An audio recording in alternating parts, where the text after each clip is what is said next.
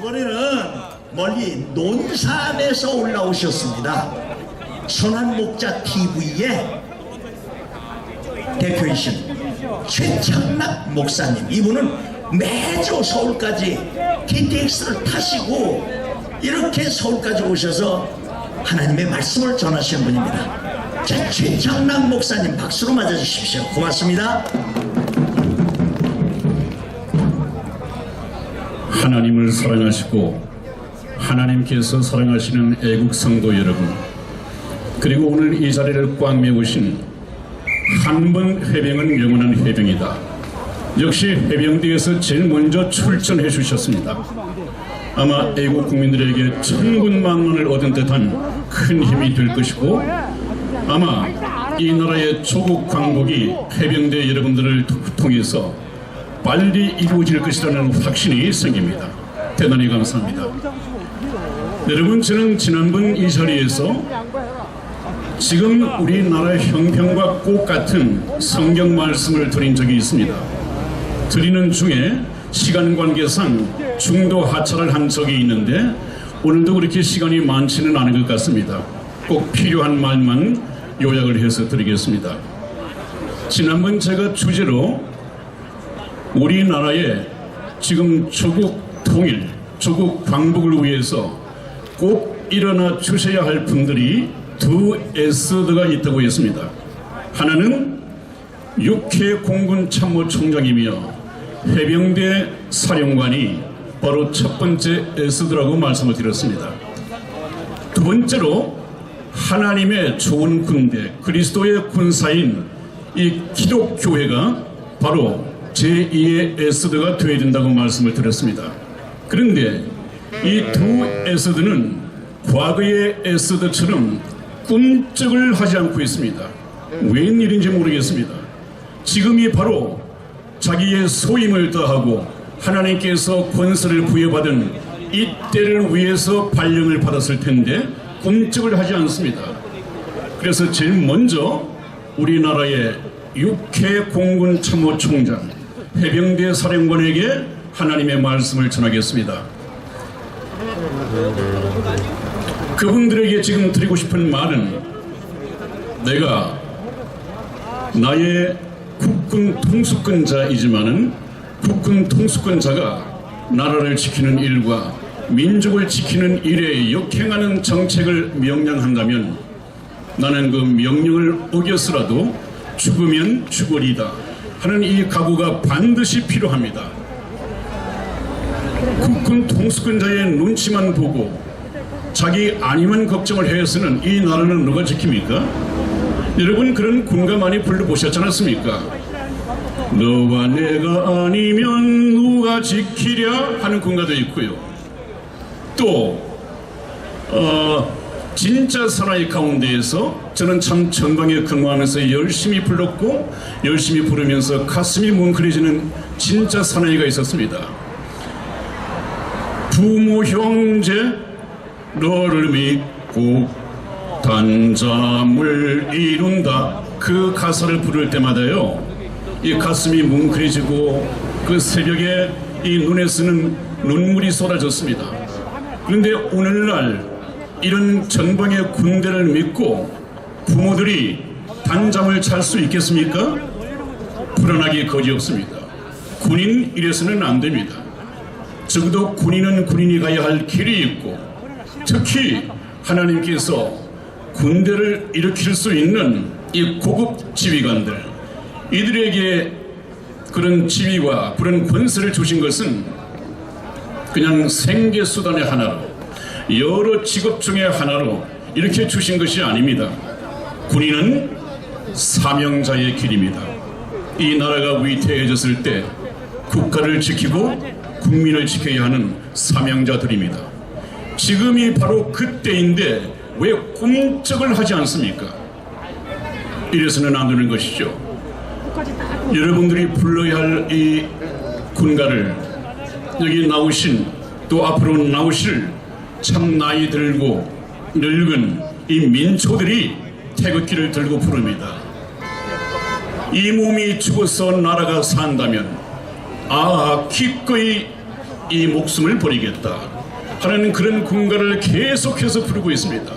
이 군가를 왜 나이든 몸도 가누기 힘든 사람들이 불러야 합니까? 시간 관계상 많이 말씀을 드릴 수 없겠습니다만은 권세를 쥐고 계신 하나님께서 권세를 부여받은 육해 공군 참모총장 그리고 해병대 사령관, 여러분들은 대통령이 그 직임을 발령을 낸 것이 아니라 하나님께서 대통령을 통하여 발령장을 준 것에 불과합니다. 그 권세를 주신 분은 하나님이십니다. 하나님은 지금 이 나라가 필요할 때, 여러분들을 필요로 할 때 죽으면 죽으리다는 각오로 일어서라는 것입니다. 더 이상 침묵해서는 안 됩니다. 여러분들이 이 사명을 팽개쳐버리고 포기하고 자신의 안위를 위해서 이 하나님의 부르심에 응답하지 않는다 하더라도 이 나라는 결코 공산화되지는 않을 것입니다. 왜냐하면 하나님께서는 지켜야 할 대한민국에 하나님의 자녀들이 엄청 많이 있습니다.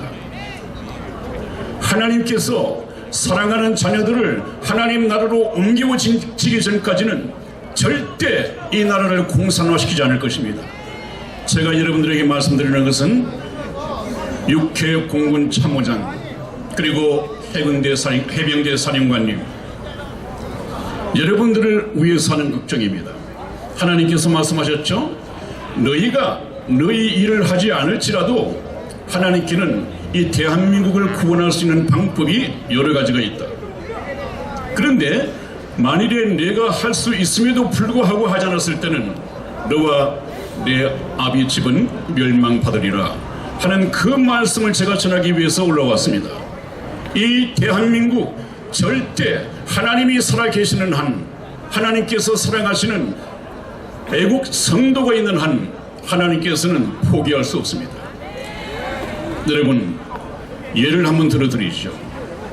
어떤 어미새가 자기 새끼를 낳기 위해서 아주 따뜻하고 포근한 둥지, 이 보금자리를 만들어 놓고 알을 낳았습니다. 근데 시간이 흘러서 이 알에서 사랑스러운 새끼가 나왔습니다. 이 어미는 그 새끼를 먹여 살리기 위해서 항상 마음은 둥지에 있지만 어쩔 수 없이 먹이를 찾아서 낳습니다. 먹이를 구하자마자 빨리 돌아옵니다. 그런데 어미가 잠시 자리를 비운 사이에 뱀이란 놈이 그 새끼를 물어가기 위해서, 새끼의 생명을 노리기 위해서 뱀이 다가오고 있습니다. 마침 그때 어미새가 돌아왔습니다. 그 어미새는 어떡합니까? 아주 새끼를 지킬 힘도 없지만 그 모성애 때문에, 자기 새끼이기 때문에 목숨을 걸고 뱀과 싸우는 것을 동물의 세계에서 본 적이 있습니다. 여러분, 지금 우리나라가 바로 그 형국입니다. 우리나라는, 이 자유 대한민국은 바로 하나님께서 자기의 자녀들을 키우고 자기 자녀들을 보호하기 위해서 만드신 새의 퉁제와 같은 보금자리입니다. 이 보금자리에 문재인, 이 김정은을 통해서 이 뱀이라는 공산주의가 들어오고 있습니다. 공산주의 치하에서 하나님의 자녀가 탄생될 수 있습니까? 공산주의 치하에서 하나님의 자녀가 성장 발육해 갈 수 있습니까? 공산주의 치하에서 예수 그리스도의 신부가 영적 단장을 할 수 있습니까? 있을 수 없습니다. 이 땅의 기독교 종교 지도자들 정신 차려야 합니다. 지금 공산화가 눈앞에 와 있습니다. 하나님의 자녀들이 지금 공산화 앞에서 천사장할 위기에 처해 있습니다. 왜 이 양들을 지켜야 할 목자들이 꿈쩍을 하지 않고 있습니까? 왜? 예수님께서 말씀하시기를 이들은 선한 목자가 아니다. 선한 목자는 양들을 위하여 자기 목숨을 지키거니와 삭구는 목자도 아니고 양도 제 양이 아니므로 이리가 오면 자기 양들을 버려두고 도망하느니라, 그렇게 되어 있습니다. 이 자들은 삭군 목자입니다. 지금 이 자리에 우리 회장 목사님이신 신서울 목사님이 혼자서 고군분투하고 있습니다. 그런데 그 많던 목사들 밤에 이 불이 꺼지면 십자가가 홍수를 이루고 있습니다. 그렇게 많은 목사들이 한 사람도 나와서 목사님을 돕지 않습니다. 애국하지 않습니다. 그 양들의 생명이 어떻게 됐든 아무런 생각이 없습니다. 여러분, 이들을 두고 하나님께서는 예수님께서 그렇게 화를 내셨습니다. 화 있을진저 외식하는 기독교 종교 지도자들아,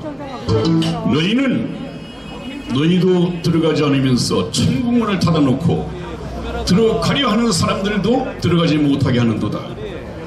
화 있을진저 WCC 교단에 가입한 이 외식하는 우리 한국의 가입 교단들, 이 목사들, 너희는 교인 하나를 얻기 위하여 바다와 육지를 두루 다니다가 생기면 너희들보다 더 배나 지옥 자식이 되게 하는도다. 뱀들아, 독사의 자식들아, 너희가 어떻게 지옥의 판결을 피하겠느냐.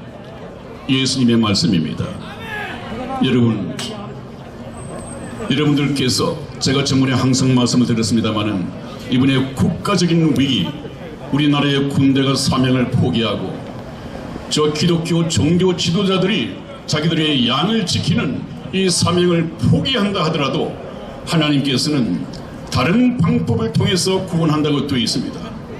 그것을 제가 누누이 뭐라고 말씀을 들어왔습니까? 하나님께서는 지금 이 시간 벌써 2년 전부터 이렇게 될 것을 미리 아시고 이 세계에서 가장 강한 미국의 트럼프 대통령을 하나님의 사람으로 세우셨다고 했습니다. 트럼프 대통령은 지금까지 한치도 오차 없이 하나님의 이 사명을 이루어가고 있습니다. 어떻게 트럼프 대통령이 이루어가고 있느냐, 어떻게 트럼프 대통령을 하나님께서 쓰시는 하나님의 사명자라고 할 수 있느냐 하는 것은 제가 다음 시간에 충분한 시간을 가지고 말씀을 드리겠습니다. 오늘 여기 올라서 보니까 해병대 여러분들 때문에 굉장히 마음이 든든합니다. 이것이 기폭제가 되어서 우리나라가 심기일전하고 여기 참여하지 않았던 목사님들도 또 육해 공무원들도 틀림없이 대거 참여하리라는 이 기대감이 생깁니다. 여러분 건강하시고 트럼프 대통령을 보고 하나님을 믿는 믿음을 가지시고 트럼프 대통령에게 박수를 보내시고 또 우리 하나님께 영광을 돌리는 그날이 곧 오게 될 것입니다. 제가 드리는 이 시골 목사의 메시지가 반드시 그렇게 이루어지는 날이 올 것입니다. 지금은 믿지 않으시겠지만 이 날이 이루어지는 날 시골에 있는 저를 찾을 날이 올 것입니다. 여러분 다시 뵙겠습니다. 대단히 감사합니다. 감사합니다. 할렐루야.